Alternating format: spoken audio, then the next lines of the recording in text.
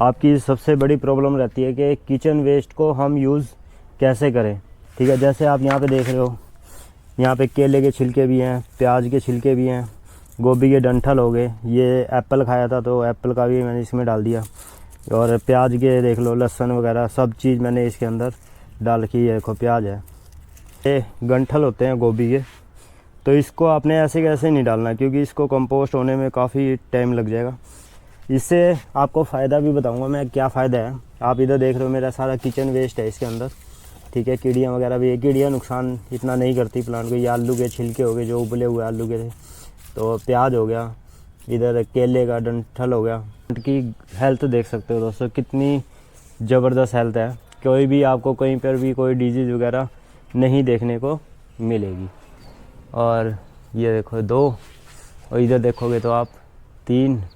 और तो आज की वीडियो में आपका स्वागत है दोस्तों। आज मैं आपको मेरा गार्डन टूर भी कराने वाला हूँ और मैं कुछ काम भी करने वाला हूँ अपने टेरेस गार्डनिंग पे। जैसे मैं आपको पहले बता देता हूँ दोस्तों, ये है मेरी घिया की बेल, जिस पे हमने 2G 1G 2G और 3G कटिंग कर दी थी, और अभी कुछ कटिंग हम करने वाले हैं इसकी। जो कईयों की 2G कटिंग करनी है, किसी की 3G और किसी की 4G।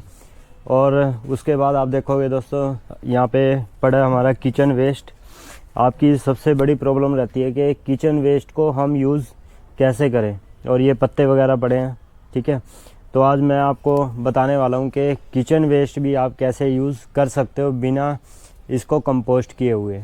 ठीक है, और साथ साथ आपको गार्डन का टूर भी देने वाला हूँ कि मैंने गार्डन पे मेरी सब्जियाँ कैसी चल रही हैं, क्या क्या मैंने अभी इसके अंदर नया लगाया है। और ठीक है, तो फाइनली आप थोड़ा सा लुक देखोगे तो मेरा गार्डन कुछ इस टाइप का लग रहा है। तो उस साइड मेरे लगे हुए हैं फ्रूट प्लांट, और यहाँ पे मेरे सब्जियाँ वगैरह लगी हुई हैं। इधर सब्जी होगी, उधर तोरी वगैरह, और इधर ये। तो मैं एक एक चीज़ करके आपको दिखाऊंगा। और एक भैया का क्वेश्चन आया था कि गोबर की खाद के अंदर आपने क्या क्या मटेरियल उसके अंदर मिलाया, तो मैं आपके इस वीडियो के अंदर उसका मेथड भी बताने वाला हूँ कि सिंपल गोबर की खाद आपको यूज़ करनी है तो आपने क्या क्या मिलाना है या नहीं मिलाना। तो दोस्तों देर ना करते हुए वीडियो को करते हैं शुरू।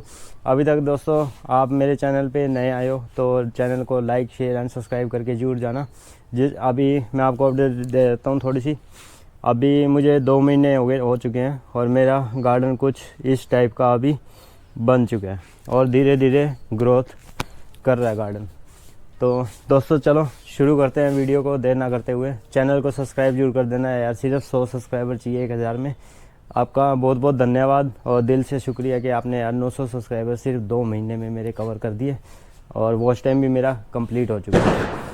तो दोस्तों आप ये देखोगे तो सबसे पहले हम बात करते हैं जो गोबर की खाद में हमने ये घिया लगाया हुआ है। आप देखोगे घिये के अंदर हमारे फ्रूट वगैरह भी आ चुके हैं, 1 और ये देखो 2, और इधर देखोगे तो आप 3, और काफ़ी आ रहे हैं, उधर आ रहा है 1 4।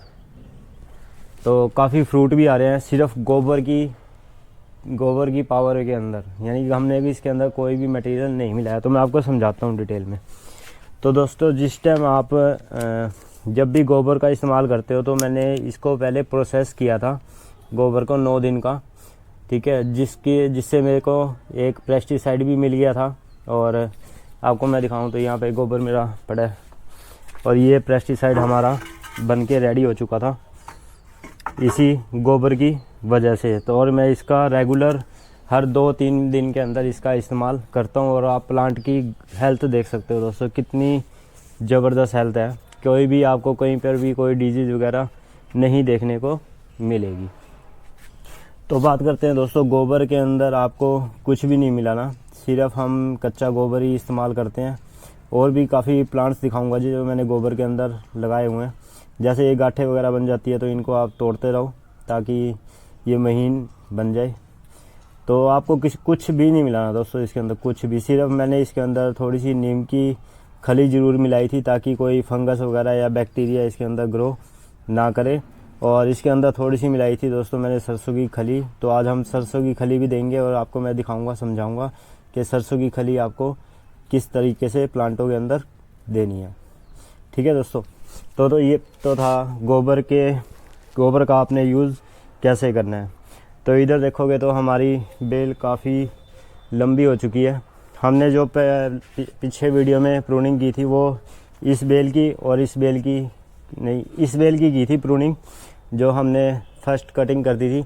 तो आज हम इसकी करने वाले हैं दोस्तों दूसरी कटिंग आपने कैसे करनी है 2G कटिंग पे। जैसे आपकी ये ब्रांच आ रही है तो मैंने यहाँ पे कटिंग की थी, मैं आपको दिखाता हूँ थोड़ा सा।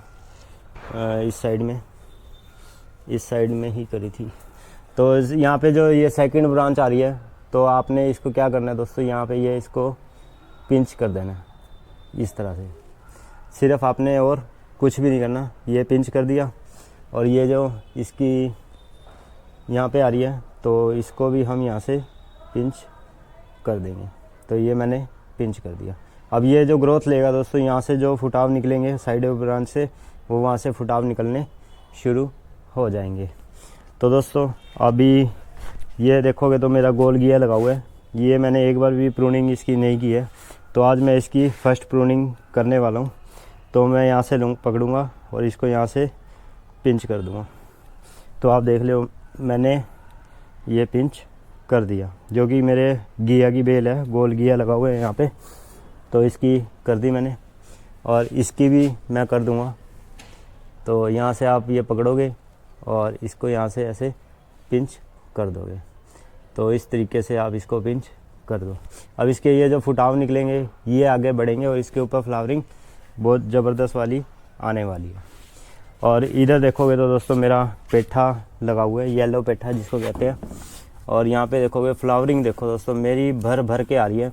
1 2 3 4 5 6 7 8 9 10 फ्लावर्स एक प्लांट के ऊपर आ चुके हैं। अब धीरे धीरे ये अपना फ्रूट बनाना शुरू कर देंगे। और इधर देखोगे तो ये मेरा थोड़ा सा छोटा रह गया प्लांट, इस पर भी फ्लावरिंग आ रही है। तो आप देख सकते हो 2 3 4 5 तो इस पर भी है। तो दोस्तों प्रूनिंग करने का सही तरीका यही होता है, जब आपकी हाइट से ऊपर प्लांट जाने लग जाए तो आप उसकी प्रूनिंग करना शुरू कर दो। तो इधर हमने लगाया है कुछ तोरी वगैरह, इधर खीरा लगा हुआ है और इधर हमारी लगी हुई है बीन्स के ऊपर थोड़ा सा वायरस आ रहा है, तो इसके ऊपर भी हम काम करेंगे। और यहाँ पे एक साथ में मैंने लगाया है बैंगन। दोस्तों आप हर ग्रो बैग में देखोगे तो मैंने एक एक बैंगन लगा दिया। जैसे ये हमारी क्रॉप ख़त्म होगी तो बैंगन इसके अंदर ग्रो बैग में लगा रहेगा। दोस्तों अब बात करते हैं हम किचन वेस्ट की। तो आपकी सबसे बड़ी प्रॉब्लम होती है यार किचन वेस्ट को कंपोस्ट करके कैसे डालें, बहुत टाइम लग जाता है।